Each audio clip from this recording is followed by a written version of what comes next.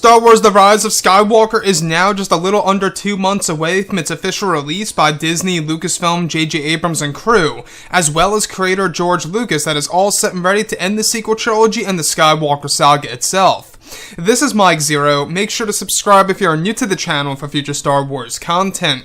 Now, one major aspect of Episode 9 that a lot of fans are just very excited about is, of course, the return of Darth Sidious, also known as Palpatine, and how he's being portrayed by Ian McDiarmid once more in order to end the Skywalker saga properly. And that, I think, is really the driving force for the hype of this movie, is the fact that Palpatine is back, the fact that Ian McDiarmid is back portraying the role, which is great. Now, beyond all of this, these past couple of weeks or so, we've been learning a whole lot more about this film. And when it all comes down to one of the concept art descriptions, this is where things begin to get very intense for the character of Darth Sidious, Kylo Ren, and even Rey. Now, specifically, what's really intriguing about all of this is that shot descriptions consisting of a sequence where it's explained that both Rey and Kylo Ren are said to be standing in front of Palpatine, sitting on his throne, where it's explained that Palpatine begins to use the Force conduit technique on both Rey and Kylo Ren, where he is said to be draining their energy from their bodies into his own body, where one of the visuals is actually said to show Palpatine transforming into a more youthful state, where he no longer appears to be on the verge of death, where he now appears as he did in Revenge of the Sith.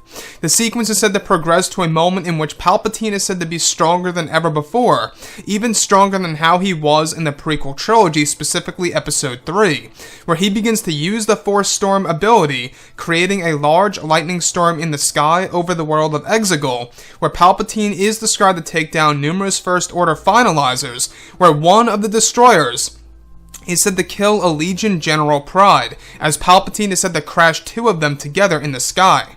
It's said that Palpatine's Force Storm allows him to cause many of the ships above to lose power, as Sidious is able to use the Force to collide the ships into each other, where the remnants of the First Order fleet is said to crash down on the surface of Exegol.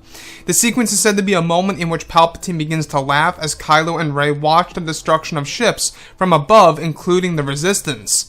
So let's go over a couple of parts about this. Now, I think that the strong point for the third act of Episode 9 so far is that there is, of course, going to be a 3-faction war. What I mean by that is we've got the Resistance, the Empire, and of course the First Order, all engaging in a major space battle, only to be interrupted by Palpatine himself using the Force Storm technique to destroy many of the First Order finalizer ships above, as well as some Resistance cruisers.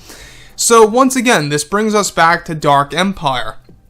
In Dark Empire, Palpatine was literally able to create an ability called Force Storm, though it was different in the comics back in the 1990s. In this version, it's actually said to be a major lightning storm that Palpatine creates, where he's also able to use the Force to literally shift the ships that belong to the First Order into other actual ships and fleets that cause massive explosions in space and cause the remnants of the First Order to crash down to the world of Exegol. Now, the very last shot, or at least one of the last shots in the final trailer, you do see Palpatine's new Sith Empire pretty much leaving the world of Exegol and getting ready for the big fight. That all takes place before Palpatine Force drains Rey and Kylo Ren. And let's get over to the Force Conduit technique. A lot of fans are a little so-so or have mixed reactions on the Force Conduit ability that Kylo Ren is actually going to be pretty much a victim of by Palpatine.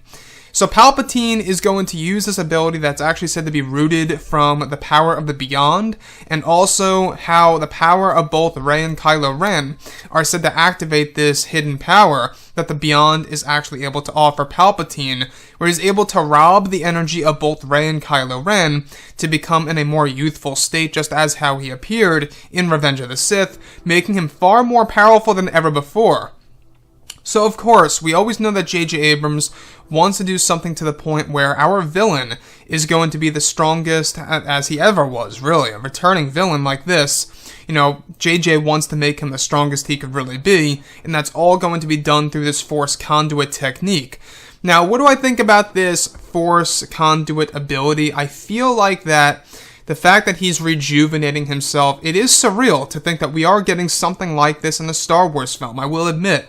You know, we've never seen anything like this in a Star Wars movie, visually speaking, where you have one character literally, you know, getting younger and younger and becoming more powerful by robbing the energy of others. So it's all a matter of how this is going to really resonate with fans that will determine in general how the scene will be perceived by the Star Wars fans around the world. It also depends on how it's going to be written and executed on the big screen and how J.J. Abrams approaches this scene. Again, once we see the film and once we actually see it in motion, it's a completely different experience, without a doubt. So anyways, guys, drop a comment below. Let me know what you think about all of this in the comments. And if you guys did enjoy the content for today, do make sure to drop a thumbs up on this video to support the channel. I thank you all so very much for the kind support, and I'll catch you guys next time.